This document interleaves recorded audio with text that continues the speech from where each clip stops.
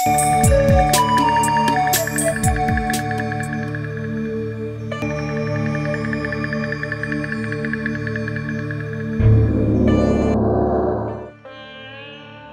Anda mendengar tentang agama yang diakui dan tidak diakui?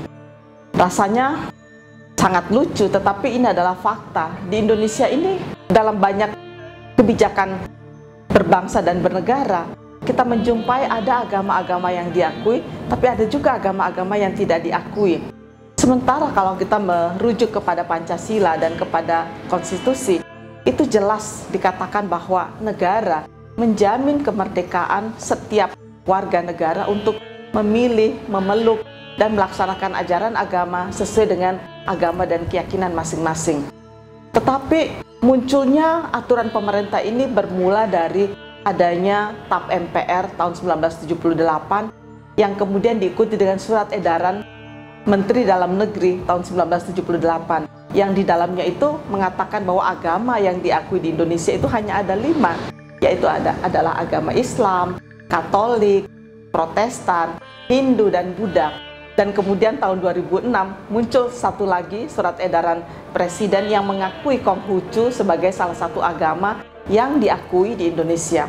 Apa sih problem dari apa adanya kebijakan-kebijakan yang tidak konstitusional atau inkonstitusional ini? Karena itu bertentangan dengan Pancasila dan bertentangan dengan Undang-Undang Dasar 45. Salah satu akibatnya adalah masyarakat yang beragama di luar dari 5 atau 6 agama yang diakui ini, itu terabaikan hak-hak sipil dan politiknya. Misalnya, di dalam menuliskan identitas agama di dalam KTP, identitas penduduk, mereka tidak boleh menyebutkan apa agamanya.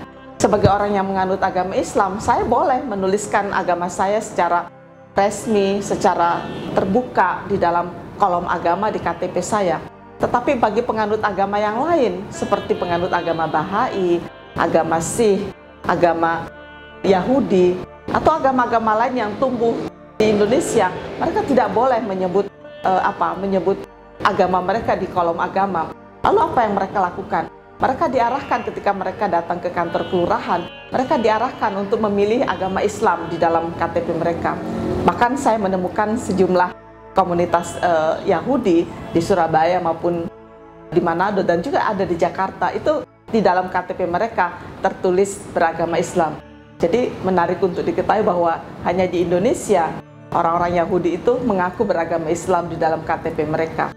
Nah, problem ini juga dialami oleh kelompok penganut agama-agama lokal yang kami sebut dengan indigenous religion. Itu jumlah mereka cukup banyak, lebih dari 200 agama-agama lokal yang tumbuh dan berkembang di Indonesia.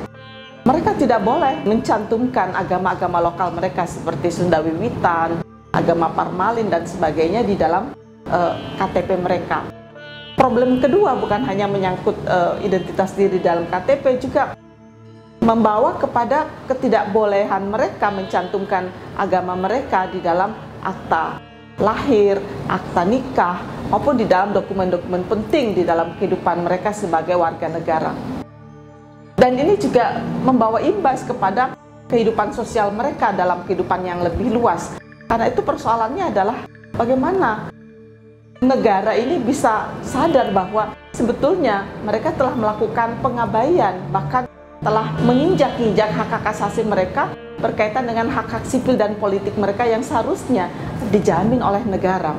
Karena itu para penganut agama-agama lokal misalnya dengan kesal mengatakan, bagaimana mungkin negara hanya mengakui 5 agama yang sebetulnya agama-agama tersebut adalah agama impor, sementara kami adalah agama-agama yang telah eksis di Nusantara ini ribuan tahun sebelum Indonesia itu merdeka. Tetapi kenapa eksistensi kami itu tidak diakui dalam di dalam pemenuhan hak-hak sipil dan hak-hak politik? Karena itu para penganut kepercayaan atau yang kami sebut dengan agama-agama lokal itu menuntut ya hak-haknya di dalam kehidupan berbangsa dan bernegara, bahwa mereka adalah warga negara yang sama dengan yang lain, mereka membayar pajak dan sebagainya, tetapi hak-hak sipil dan politik mereka terabaikan dengan kebijakan pengakuan agama di Indonesia.